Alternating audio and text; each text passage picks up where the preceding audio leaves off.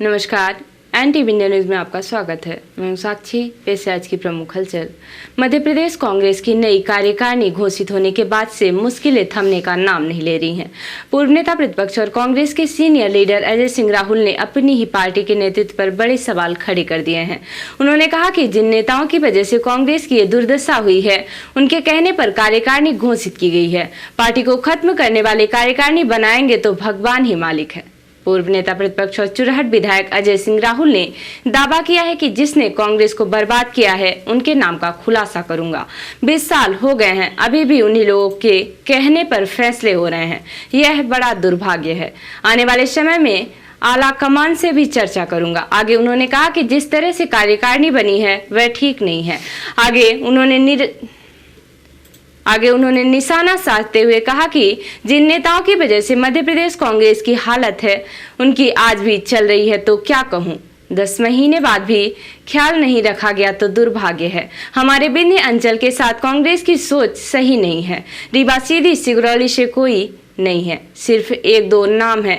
BJP में गए नेताओं की कार्यकारिणी में जगह दे दी गई है। यह दुर्भाग्य की बात है।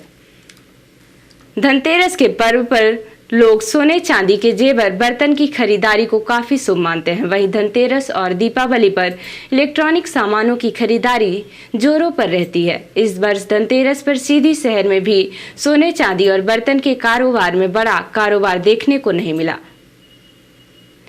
इलेक्ट्रॉनिक सामानों में टीवी, फ्रिज, वॉशिंग मशीन की दुकानों में लोगों की भीड़ देखने को मिली। इन दुकानों में लोग फाइनेंस सुविधा का लाभ ज्यादा से ज्यादा उठाते दिखे।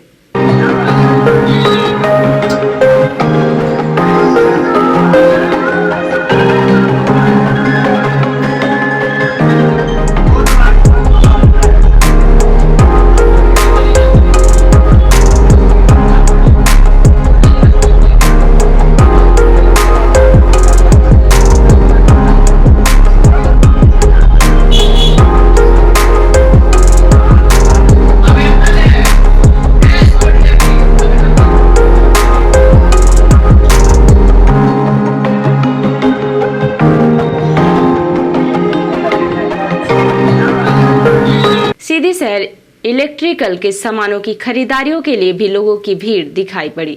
लोग इलेक्ट्रिक की दुकानों से झालर, बल्ब, ट्यूबलाइट, नए तरह के लाइट इक्विपमेंट खरीदते दिखाई पड़े। लेकिन महंगाई इस दौर में बाजार में वही लोग दिखाई पड़े जिनकी इन सामानों को खरीदने की क्षमता हो रही थी। शेष लोग दुकानों और खरीदारी से ही दूर रहे।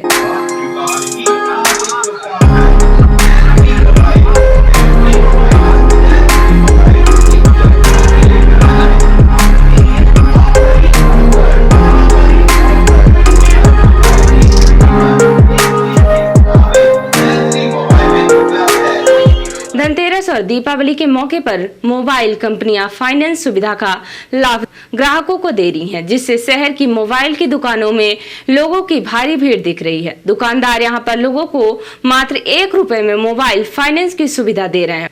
वहीं साथ ही उनको गिफ्ट में ट्रॉली बैग, हेलमेट सहित कई अन्य सामान भी उपहार में दे रहे हैं, जिससे ग्राहकों की भीड़ मोबाइल की दुकानों में देखने को मिल रही है।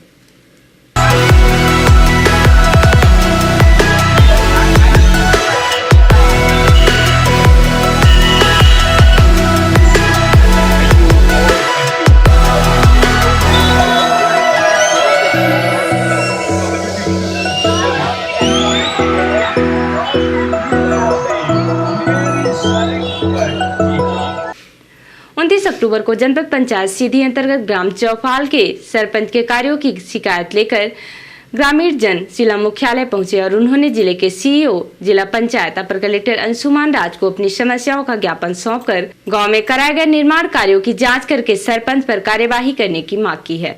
जिले के अपर कलेक्टर को अपना ज्ञापन सौंपने के बाद ग्रामीणों ने एनटीवी न्यूज को अपने गाँव की समस्या बताई और कहा कि अपर कलेक्टर ने उन्हें समस्या के निराकरण का आश्वासन दिया है। पंचायत में समस्या है, जो गांव के पंचायत सचिव सरपंच साहब हैं, तो इतना भ्रष्टाचार मचाए हैं कि हमारे मोहल्ले में इतना रोड है, न पानी की समस्या है, नाले का पानी पीते हैं हम लोग। और जो सरकारी ज़मीन है वहाँ का कुछ जो है तो लकड़ी जो है शासकीय भूमि का कटवा के, जैसे चौपाल कोठार जो है तो छात्रावास जो बन रहा है वहाँ 4-6 पेड़ जो है तो साल सराई का लकड़ी था वो कटवा के अपने घर ले गए और उसे जो है चोरी छुप के बेच रहा है। उनको पैसा क्या ले चाहते हैं? हम यही चाहते हैं सर कि गांव में जो काम हो तो सही होना चाहिए। आपने अपर कलेक्टर से शिकायत की है, क्या कहा उन्होंने? अपर कलेक्टर से बोले तो अपर कलेक्टर साहब बोले कि देखिए जांच करवाते हैं। मध्य प्रदेश की सरकार के साथ साथ भारत की नरेंद्र मोदी सरकार गरीब, आदिवासी और बैगा जनजाति के लिए विशेष योजना पीएम जनमन चलाकर उनकी आर्थिक स्थिति को सुधारने का पुरजोर कोशिश कर रही है। लेकिन सीधी जिले में पीएम जनमन योजना का तेजी से लागू करने के बाद भी कुछ ऐसे गांव हैं जो आज भी प्रधानमंत्री जनमन योजना के लाभ से वंचित हैं और इन गांव में बिजली और सड़क जैसी मूलभूत आवश्यकता की कमी है। विगत दिनों जनपद पंचायत सीधी से लगे ग्राम खंडों की समस्या सामने आई थी, जिसमें फॉरेस्ट की जमीन में गांव होने से उस गांव में आज तक बिजली और सड़क की सुविधा बैगा समाज के लोगों को नहीं मिल पाई। 29 अक्टूबर को फिर से बैगा और अनुसूचित जनजाति बहुल कुसमी ब्लॉक के एक गांव से 1 दर्जन से भी ज्यादा ग्रामीणों ने जिला मुख्यालय पहुंचकर मीडिया को बताया कि उनके गांव में आज तक बिजली और सड़क नहीं है, जबकि इस गांव में बैगा समाज के बहुत सारे लोग हैं, उन्हें भी प्रधानमंत्री जनमन योजना का लाभ नहीं मिला। सीधी जिले के 150 किलोमीटर दूर से आए ग्रामीणों ने जिला कलेक्ट्रेट पे पहुंचकर नायब तहसीलदार को अपनी समस्या के ज्ञापन सौंपा। नायब तहसीलदार को अपनी समस्या का ज्ञापन सौंपने के बाद ग्रामीणों ने मीडिया को भी अपनी समस्या से अवगत कराया। इसके बाद पीएम जनमन योजना की इस जिले में क्रियान्वयन की पोल सामने आई है। हम लोग जो है तो ये ग्राम पंचायत रूंदा ब्लॉक कुसमी सीधी वहाँ से समस्या लेकर आए हैं। अभी जो वहाँ आज दिनांक तक हम लोग अंधेरे में हैं, न तो लाइट है, न तो बिजली है, न तो रोड है, न नेटवर्क है, न हॉस्पिटल है। ये सब हमारे पास समस्या है। उस समस्या को लेकर हमने यहाँ जिला तक आए हैं। आप लोग किस जनजाति से आते हैं? हम लोग अनुसूचित जनजाति में आते हैं। और कौन कौन है? बैगा लोग भी हैं? बैगा लोग भी हैं। तो प्रधानमंत्री जनमन योजना का लाभ क्या आपको मिलता है? नहीं मिल रहा है। नहीं मिला? नहीं मिल रहा है। हमारे रूंदा पंचायत में बहुत सी समस्याएं हैं, इसलिए कि हमारे पब्लिक बहुत परेशान है। ये जो काम हुआ है पंचायत के माध्यम से, वो काम का अभी तक पैसा भी मतलब नहीं मिला है लेबरों को, और गाड़ी उड़ी किए हैं काम, उनका भी नहीं मिला है। सब परेशान है मान लीजिए। और न लाइट है, न बत्ती है, न पानी के सुविधा है हमारे पंचायत में। सड़क है? सड़क भी नहीं है, एकदम कच्ची है, पत्थर है, जैसे गाय मवेशी चलते हैं उसी तरह है। सड़क उड़क काहे नहीं बन रही?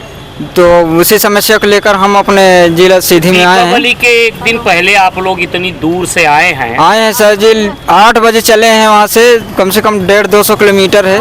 आते आते हमको लेट हो गई। अभी लौटना भी है? जी लौटना है सर। बेशक मैं बता दूं कि सीधी जिला का एक ऐसा ग्राम पंचायत जहां ऐसे कई ग्राम पंचायत है जो आदिवासी ट्राइबल बैगा समाज के लोग हैं, ये अति गरीब हैं। शासन की तरह तरह की योजनाएं तो आती है, लेकिन ये धरातल में आज भी ये विहीन है। लाइट विहीन है, शासन की योजनाएं विहीन है, अंधकार में जीवन जी रहे, गुलाम भरा जीवन जी रहे। ये कैसा भारत? ये देश की आज़ादी का भारत है, ये डिजिटल भारत है। किस डिजिटल की बातें करते हैं आप? ऐसे लोग हैं 200 किलोमीटर से गरीब आए हुए हैं, कैसे घर पहुँच पाएंगे? आप सोच लें कि आज मुख्यालय में अभी खड़े हैं, रात के 6 बज चुके हैं, 7 बज चुके हैं, ये स्थिति है। तो मैं इसका कड़ा विरोध करता हूँ। हाल ही में मैंने अभी पत्र तो दिलवा दिया है, इनको पावती मिल पाई, मुख्य जिम्मेदार अधिकारी यहाँ नहीं मिल पाए हैं जिनसे मिलने आए थे, लेकिन फिलहाल मंगलवार को जन सुनवाई के दिन सभी को बुलाया गया है। और जो हमारे परिवार के आदिवासी परिवार जो भी हैं, इनके सबके साथ हम लड़ाई लड़ेंगे। इनके व्यवस्था परिवर्तन के लिए आर पार हमारी संघर्ष जारी होगा। रिपोर्टर हिमायत रौतेला ने बताया कि आयुक्त दीपक रावत ने काला ढूंगी का निरीक्षण किया। उन्होंने नगर पंचायत लोहा भट्टी, मूसा बंगर, बजूनिया, हल्दुआ राजकीय महाविद्यालय कोटाबाग का निरीक्षण किया। इस दौरान आयुक्त ने लोगों की समस्याओं को सुना और समाधान के लिए निर्देश दिए। उन्होंने पार्किंग, सड़क मरम्मत और स्थायी उप रजिस्ट्रार की तैनाती के लिए कहा। आयुक्त ने लोहे की भट्टी को पर्यटन स्थल बनाने की योजना का समर्थन किया। निरीक्षण के बाद आयुक्त दीपक रावत ने मीडिया को जानकारी दी। और अब से प्रादेशिक हलचल। एमपी में बढ़ी एमबीबीएस की 300 सीटें। मंदसौर, नीमच, सिवनी में मेडिकल कॉलेज का रोका बंद। कटनी जेल का बंदी जबलपुर मेडिकल कॉलेज से फरार, डेंगू होने पर भर्ती हुआ था, टॉयलेट से भाग निकला, 4 पुलिसकर्मी सस्पेंड। सीएम ने देर रात सस्पेंड किए 11 अधिकारी कर्मचारी। हेल्पलाइन की समीक्षा बैठक, बिजली कंपनी के जीएम निलंबित, 3 जिलों के कलेक्टरों को फटकारा। और बांधवगढ़ टाइगर रिजर्व में 4 हाथियों की मौत, 4 गंभीर, जहरीला पदार्थ खाने या खिलाने का शक। और अब पेश है राष्ट्रीय हलचल। इंडियन एयरफोर्स में 4थी जनरेशन के एडवांस फाइटर की कमी, 114 लड़ाकू विमानों के लिए जल्द जारी होगा टेंडर। सलमान को धमकी देने वाला नोएडा से गिरफ्तार, आरोपी 20 साल का मुंबई पुलिस ट्रांजिट रिमांड पर लेगी। पीएम मोदी 30 अक्टूबर को गुजरात जाएंगे, 31 को सरदार पटेल की जयंती पर केवड़िया में रहेंगे। और अमेरिकी राष्ट्रपति बाइडेन ने व्हाइट हाउस में दिवाली मनाई, 21 साल पहले जॉर्ज बुश ने की थी शुरुआत। तो ये थी आज की प्रमुख हलचल। नमस्कार।